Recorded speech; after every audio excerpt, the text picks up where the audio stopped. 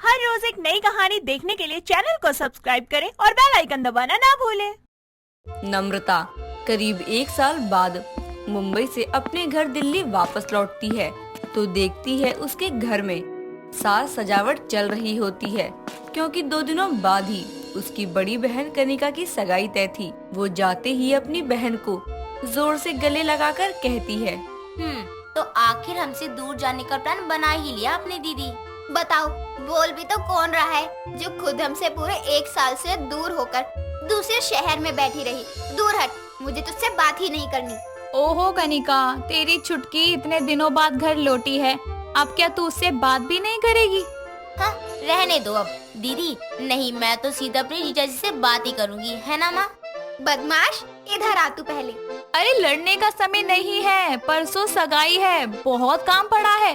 कनिका, तू जा पहले लहंगे की फिटिंग देख ले। और तू नम्रता, आई है ना तो पहले कुछ खा पी ले।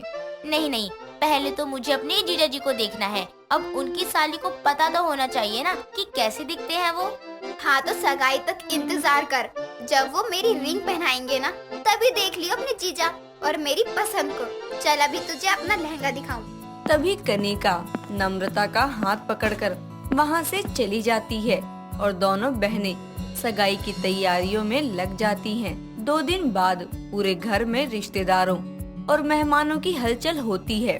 कुछ ही देर में लड़के वालों का परिवार भी वहाँ पहुँच जाता है। सगाई के मुहूर्त से ठीक पहले सुंदर सा लहंगा पहने सजी कनिका को नम्रता स्टेज पर लेकर जाती है तो सामने खड़े अपने जीजा मनन को देखकर हैरान हो जाती है और मनन भी नम्रता को देखकर खो सा जाता है।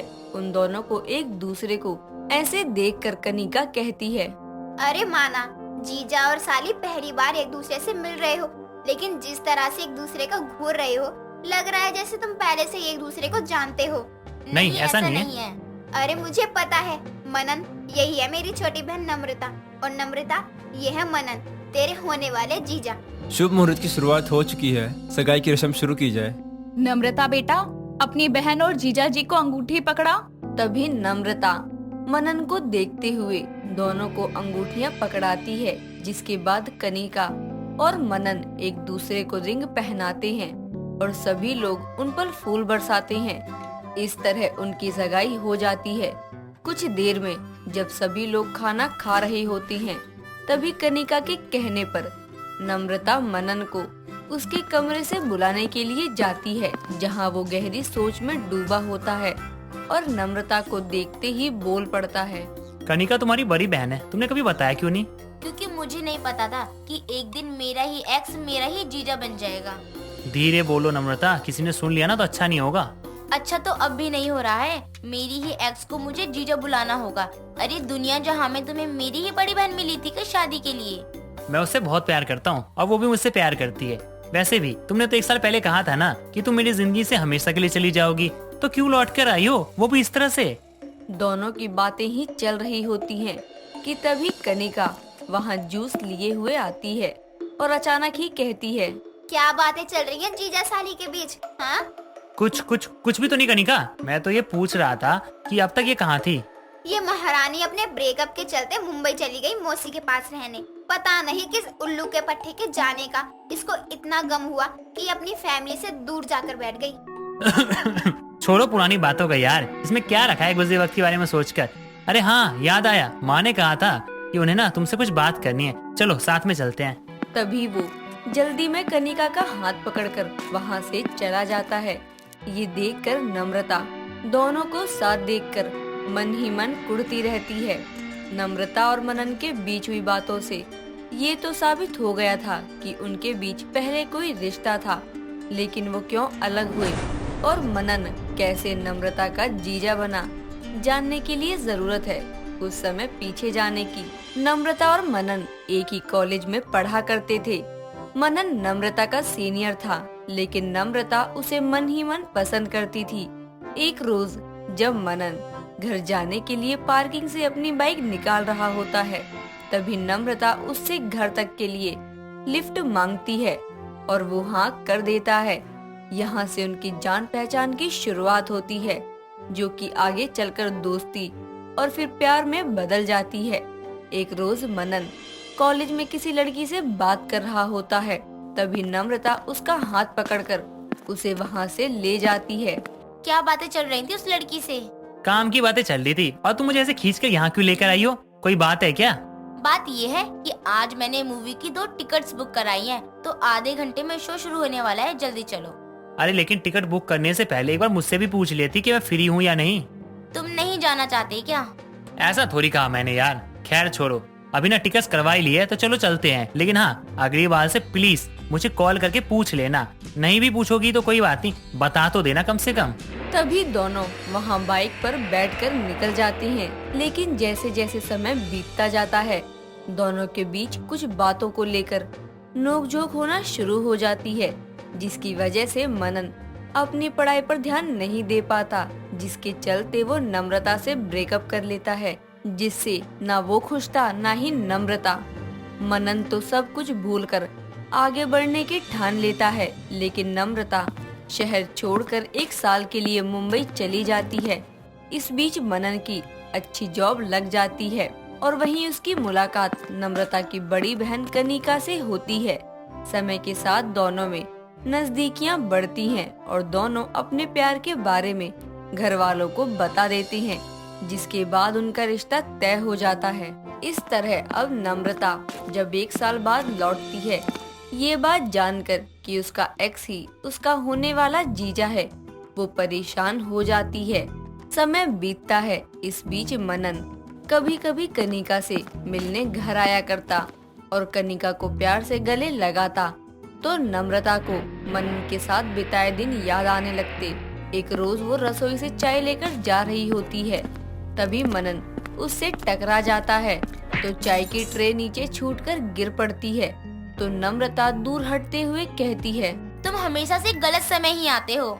सॉरी, मैंने तुम्हें देखा नहीं। तुम्हें लगी तो नहीं ना? यार कितने प्यार से पूछ रहा है, कहीं अपने ही एक्स से मुझे दोबारा प्यार ना हो जाए। कहाँ खो गई तुम? मैं तुमसे ही पूछ रहा हूँ। सुनाई दे रहा है, बहरी नहीं हूँ। साइड हटो, नुकसान कर दिया ना। अरे नम्रता, ये क्या तरीका है अपने जीजा जी से बात करने का?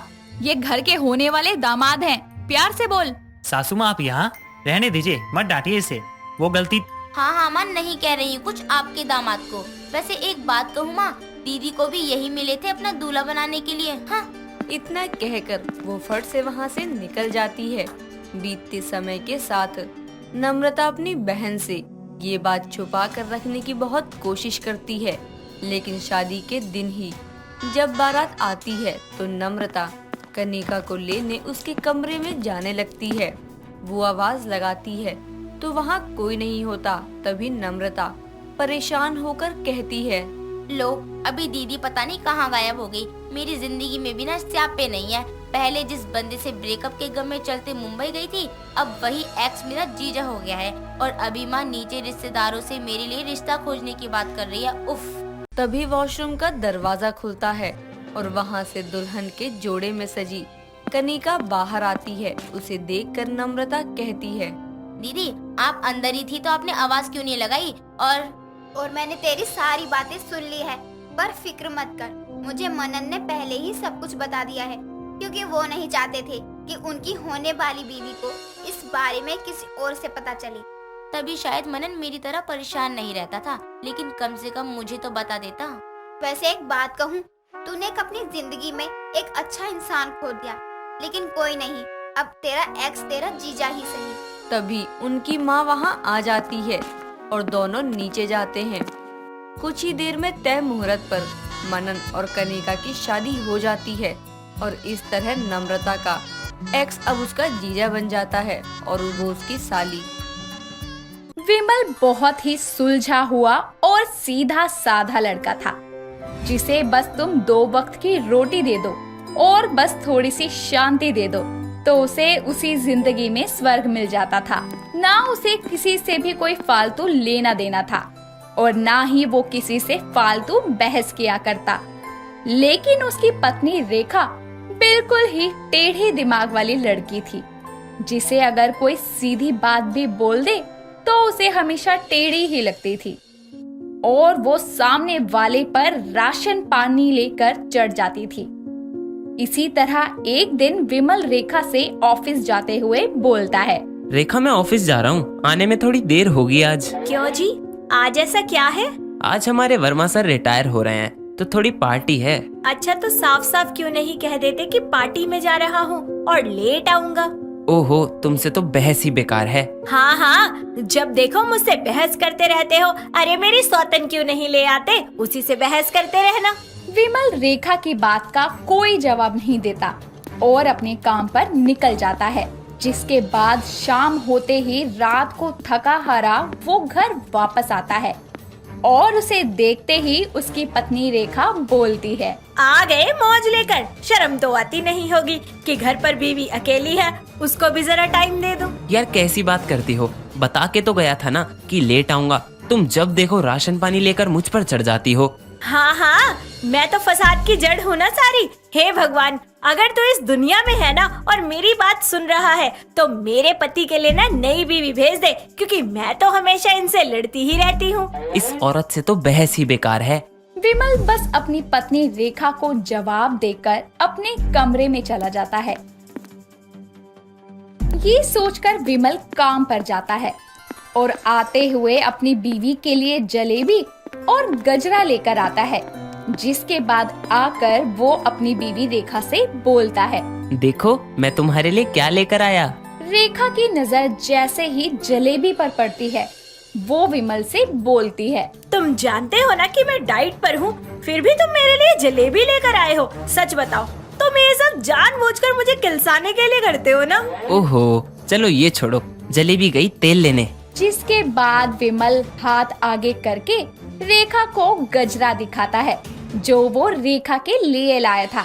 जिसे देखकर उसकी बीवी रेखा बोलती है, अब ये कहाँ से ले आए तुम? तुम्हें पता है ना कि फूलों को इस तरह से तोड़कर इस्तेमाल करना मुझे बिल्कुल पसंद नहीं है। जलेबी दूं तो नखरे, गजरा दूं तो नखरे, अरे फिर बचा क्या?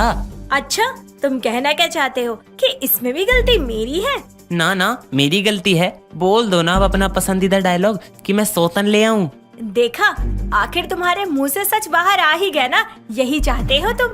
ये औरत और कुत्ते की पूंछ दोनों ही कभी सीधे नहीं हो सकते। हाँ हाँ, तो ले आओ ना अपने लिए नई बीवी। हे भगवान, मुझे उठा ले और इस आदमी को नई बीवी दिला दे। हाँ, दिला देगा भगवान, करवा देगा मेरी दूसरी शादी। खुश ना? अब मैं सोने जा रहा हूँ, मुझ में और ताकत नहीं बची है तुमसे। इतना कहकर विमल सोने के लिए चला जाता है और रेखा भी रो धो कर नाटक करके उसके पास आकर सो जाती है। जिसके अगले दिन विमल बिना नाश्ता पानी किए ही काम पर निकल जाता है और उसे ऐसे देखकर उसका दोस्त हिमांशु बोलता है, क्या हो गया यार, ये चेहरे की बैंड कैसे बजी पड़ी है तेरी? छोड़ यार, कुछ नहीं। मैं नहीं छोड़ता जब तक तू बताएगा नहीं कि हुआ क्या है। हिमांशु के जिद करने पर विमल उसे अपनी पत्नी रेखा की सारी आदतों के बारे में विस्तार से बताता है। जिसे सुनकर उसका दोस्त हिमांशु बोलता है, अरे बाप रे यार, तेरी बीवी है या परमाणु बॉम्ब? पता नहीं तू उसे कैसे झेलता है, मुझे तो सुनकर ही इतना वो हो रहा है। यार मत पूछ। यार जब वो तुझे इतना तंग कर रही है तो उसे छोड़ देना भाई।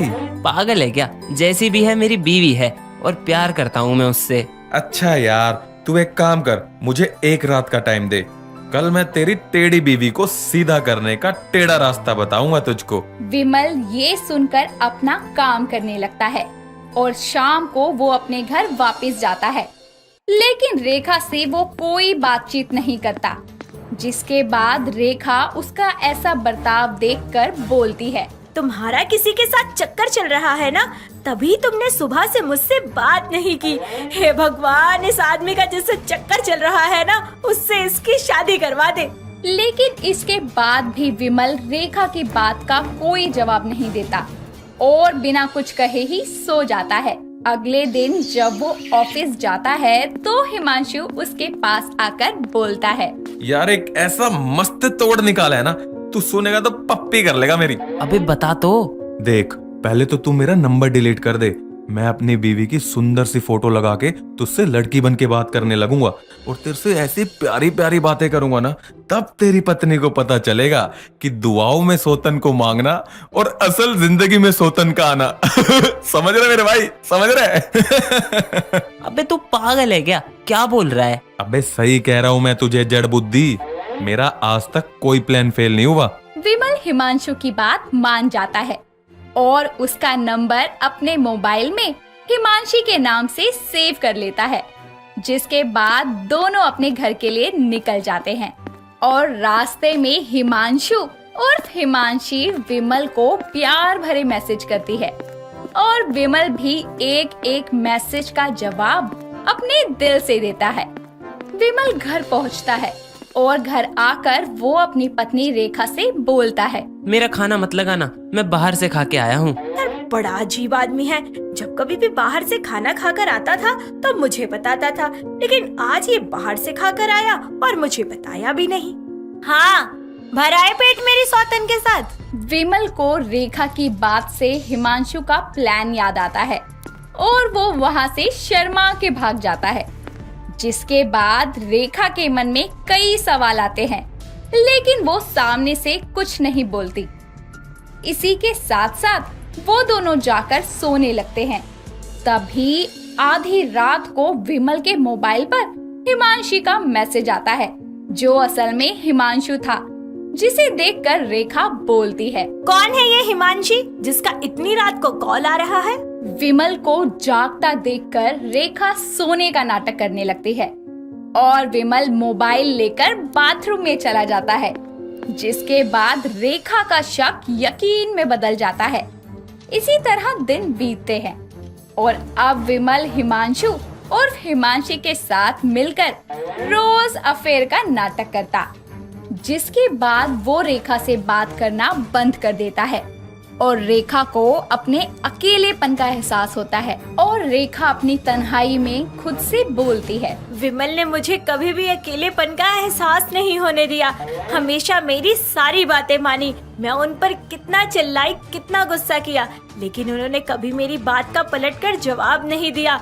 और ये तो मेरी दुआओं में मांगी हुई सौतन है जो मुझे मिलनी ही थी। एक और बार कोशिश करती हूँ, शायद विमल मेरे प्यार को समझ जाए। इतना कहकर रेखा अपने घर को अच्छे से सजाती है और खुद भी बहुत अच्छा तैयार होकर विमल का इंतजार करती है, जिसके बाद शाम को विमल घर आता है और रेखा उसके पैरों में गिरकर उसे बोलती है, मुझे माफ कर दो विमल, मैं तुमसे बहुत प्यार करती हूँ। मुझे दुआओं में मांगी हुई सौतन नहीं चाहिए। मैं तुम्हारे बिना नहीं रह सकती। I am sorry. विमल रेखा को उठाकर अपने गले से लगा लेता है और इसी के साथ साथ वो उसे सब बताता है कि जब रेखा उस पर ऐसे शक करती थी तो उसे कैसा महसूस होता था। विमल रेखा को ये भी बता देता है कि आखिर उसने अपने दोस्त हिमांशु के साथ मिलकर नकली हिमांशी को जन्म दिया था। रेखा को विमल का असली सच जानकर बहुत खुशी होती है। इसी के साथ साथ वो विमल से वादा करती है कि आज के बाद में वो उसे कभी परेशान नहीं करेगी और इसी के साथ साथ कभी भी दुआओं में सौतन को नहीं मांगेगी। दोस्तों, अगर आपको ये कहानी पसंद आई तो इसे लाइक करें, शेयर करें और कमेंट करके बताएं कि कहानी में आपको सबसे अच्छा क्या लगा।